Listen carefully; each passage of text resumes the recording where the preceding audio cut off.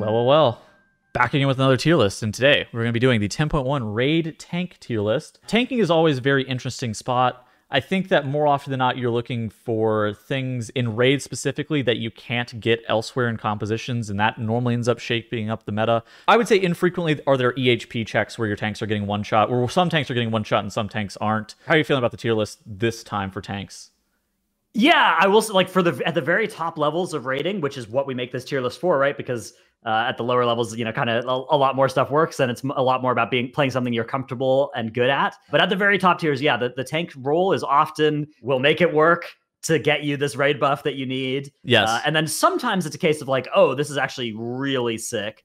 I think if you look at Vault of the Incarnates, for instance, like Warrior, everybody was kind of expecting was just really sick all around, and it ended up being pretty sick all around. But actually DK ended up having the kit that like negated a lot of abilities on both Razageth and more so even on Diurna. And those ended up being like our kind of top two specs. We sort of oscillated between S plus, and A for those two throughout the duration of that season, right? Those moved around with some tuning patches in those range. But yeah, I think with this tier list, I think when you see S, that means we're thinking like 1 for sure and 2 is possible. Okay. In terms of tank comps for like, you know, for like world top 5, world top 10, world top 100 guilds. And then the A is more like, okay, 1 is likely or you know, we think that most of the tanks are going to be the A tier tanks. And then B is more like the, okay, you know, if you have a reason to do this, you have somebody that's really good at it, then you play this. And then the C or D, C is more like maybe there's not something super wrong with this spec, but there's not an affirmative reason to bring it. And then D is the case of like, okay, Blizzard, you know, please save my spec. And kind of same sentiment might apply to the C tier as well, potentially. On top of that, talking about the oscillations as well, we're going to be continuing to update this tier list on Wowhead as well in a written form. So if you're watching this, it's a couple weeks, maybe a couple months in the future, you should go check out the written version. Things might have changed with the context of what the raid ends up looking like, how hard it ended up being for specific tanks to live or not. But like ultimately, there will be reasons. There may be things that move. There may be things that don't move. Generally, we have a pretty decent because sometimes read. There are tiers where it actually is like, hey, it's actually really important that your tank can live this, right? Like the fact that a paladin died to an auto attack on Jailer was actually kind of prohibitive to playing a paladin in that tier, and that was something that was kind of unexpected. I absolutely agree. Okay, so let's talk about the long-standing tanks, and let's get this tier list started off with the Brewmaster Monk. One of the most commonly seen tanks over the course of raiding history, especially since its inception. Also has Mystic Touch. If you look back since Legion, actually Legion and BFA, mostly BFA. BFA was like every single tier is Brew. Brew is sick, that whole expansion. They nuked Stagger kind of from orbit after that, and it's like it's been in a much more reasonable place, I would say, since then. But that spec is still really, really good. I actually think it was pretty sleeper in Vault as well. Not a lot of people played Brew, but it was really quite good in Vault of the Incarnates as well. And I think it will be quite good in Abberus as well. One thing that's really helping Brewmasters in terms of the likelihood of it seeing play in top comps is that Windwalker looks kind of bad. Mistweaver looks fine. Mistweaver looks like another good way to get your Mystic Touch. But there are a lot of other good and exciting healers. You might want 2 priests, you might want 2 paladins, you definitely might want a resto shaman, you definitely might want an evoker. All of a sudden there might not be a spot that you want to put your Mistweaver in. Well, if you're not playing a Mistweaver and you're not playing a Windwalker, you have to play a Brewmaster. So I think Brewmaster in A tier as a result of that is like, I just wouldn't be surprised if a lot of guilds decided that the Brewmaster was going to be the way that they got the Mystic Touch debuff. The Abberus raid as well contains a few tank mechanics, including one on Sarkareth that actually has a couple different versions in the different phases that Brewmaster works really well against, which is it's like a 30-second magic dot. And then at the end of the dot, it explodes to damage on the rest of your raid based on the damage that it dealt to the tank. Now, Brewmaster actually handles this pretty well. Magic Stagger has been buffed in effectiveness and is reasonably good. And this is going to look at the post-stagger value, almost certainly of damage there. And you'll probably be able to get 2 Celestial Brews within every single one of these debuffs as well. That's going to mitigate several ticks of it entirely. Plus, you've got Dampen, Diffuse, Fort Brew, Zen Med even for several ticks of this if you want it, which means I think Brewmaster is going to be a really, really good choice for handling that dot in such a way that when it expires, it's not going to kill anybody else. On top of that, I mean, it also seems like it might be a really good choice for a boss like Magmarax. Send your tank out to soak puddles, he teleports back in. How is the damage from Brewmaster Monk? Because this is seen as like typically one of the best DPS from tanks, yeah? Yeah, Brewmaster, like, it has the option to play for, I would say, more damage than any of the other tanks. And even if you're playing a reasonably defensive build, you can get quite a lot. You can squeeze quite a lot of damage out of Brewmaster. There's a very rare two-handed agility polearm that drops off of Rashok as well. Brewmasters can make use of that, which none of the other tanks can. I guess Guardians can as well, but none of the other tanks can. Okay, and so that's another nice little benefit for them. Maybe a bit of foreshadowing. No spoilers. All right, wait. Next up, we got Vengeance Demon Hunter. Not something we've seen too common. I think the last time we saw Vengeance Demon Hunter be a meta tank was the first season of Shadowlands in Castle Nathria. We saw Vengeance because, for one, Vengeance was good. For two, Havoc was bad. What's the situation with Vengeance right now? I think you're actually mistaken. Vengeance Demon Hunter has always been a meta tank. That's one of the best parts of that class.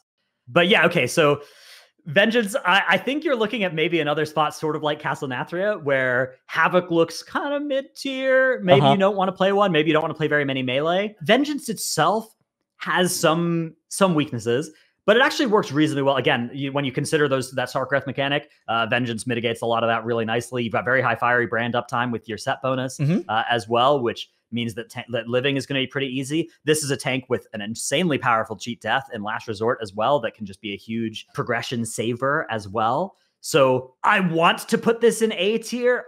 I think maybe B is the more responsible adult place to put this spec when being realistic about it. I think that's where it probably should go. I feel like A would probably be aggressive for Vengeance, but I think the spec is really quite good. And you know, if it ends up being A, I'm going to kick myself later down the line. But I think B is probably. I think it's probably the place to put it. We're recording this after we've done all the other tier lists that we're making, and we talked about Havoc, Demon Hunter, and Raid a little bit, and it was a situation where I think before the Havoc buffs, there was a lot more of a reason to maybe run a Vengeance Demon Hunter. Obviously, I think now it's like you can definitely play it. I don't think it's going to be bad, but how good will it be? It's definitely a great question. Again, like I'm seriously considering playing this spec myself. I think that the spec can really sing in the new patch. So I hope it is actually up there in A, and I wouldn't be that surprised if it was something that people were playing a lot of. But I do think that there's maybe some slightly better things going for the other specs that we're going to put up in A. So I think it's a responsible thing to put it in B. Blood DK, and from testing, there was one Blood DK fight that I saw. Ziskarn, that boss, you definitely want. If it's not a Blood Death Knight, you want multiple DPS Death Knights maybe at that point. The ability to be able to grip the golems in seems quite good. What's DK got going for it beyond that? So yeah, Ziskarn looks phenomenal for Blood and for DKs in general. So I think this is a case of even if you're not playing DKs as your main idea, you will likely have your tanks that can, like if you're in a guild where people can multi-class and have alts. Yeah. Like you're watching Liquid and Echo, for instance, I think you're likely to see them swap for one fight, and that is going to be Ziskarn onto DKs. DK also handles, though, a lot of these later fights pretty well. You have a knockback, like Death's Advance was really sick for all of Vault of the Incarnates, right? But it actually looks like it's going to be pretty good on Magmarax as well. Potentially on Sarkareth too. So nice bit of utility there. AMS, short cooldown AMS, this expansion has a lot of utility as well. It's unlikely it can just fully immune that 30-second dot that I was talking about earlier on Sarkareth, but it is likely that it can mitigate 8 ticks of it or something pretty freely. And in general, yeah, actually, I do think that the DK is probably going to explode for more damage onto the raid than some of the other tanks would, but it still probably can mitigate enough with that. But I think the nice thing as well is, like, we've just seen this 25% player health increase and monster damage increase. Blood DK is a really big beneficiary of this because Death Strike is % health based. And so you're actually just completely still chilling with Death Strike. You're going to be able to, you're not going to feel it at all versus the other tanks that are relying on healer healing to stay alive are going to feel it because effectively healer healing got nerfed, but Blood DK's self-healing didn't get nerfed.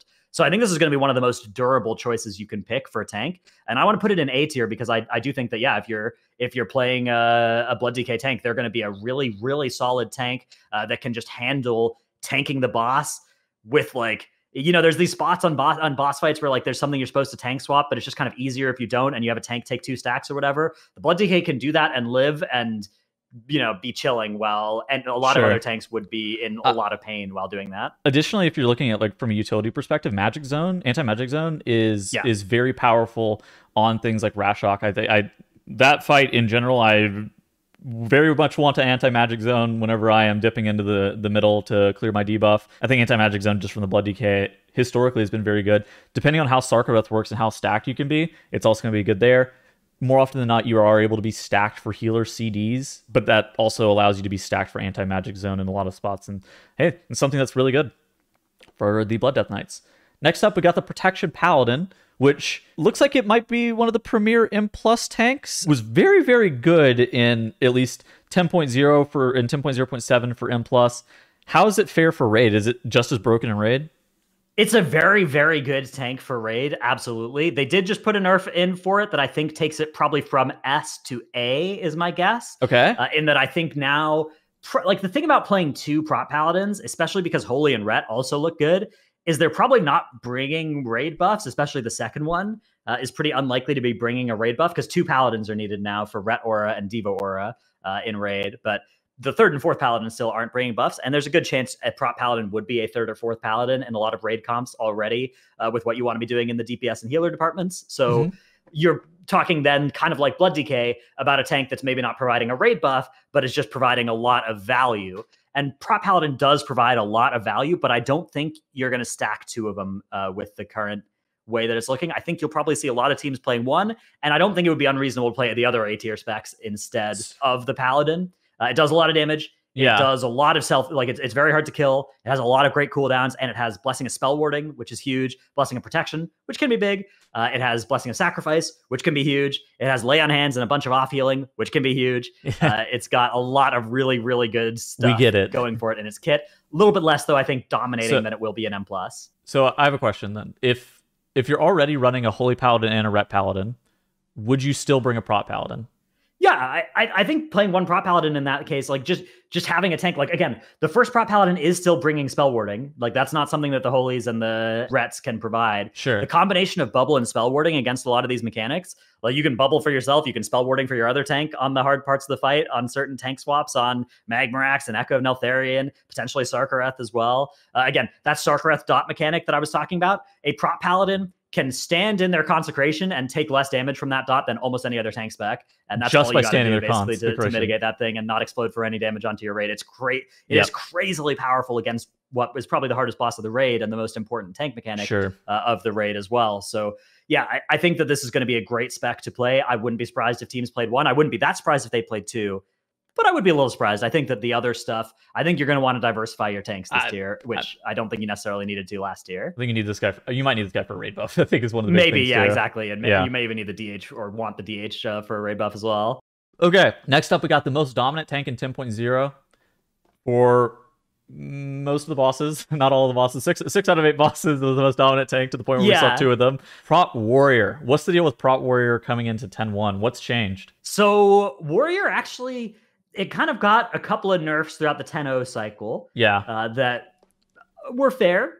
It's getting a quite good set bonus in 10.1, especially a set bonus that'll be pretty fun in like M+, I think. But I would say it's less that Warrior has gotten worse and more that Paladin and DK and stuff have gotten better. I think that it's still going to be very good at mitigating heavy incoming physical damage, but a lot of this raid looks like there's quite a lot of heavy incoming magic damage, especially stuff like that Sarkareth dot.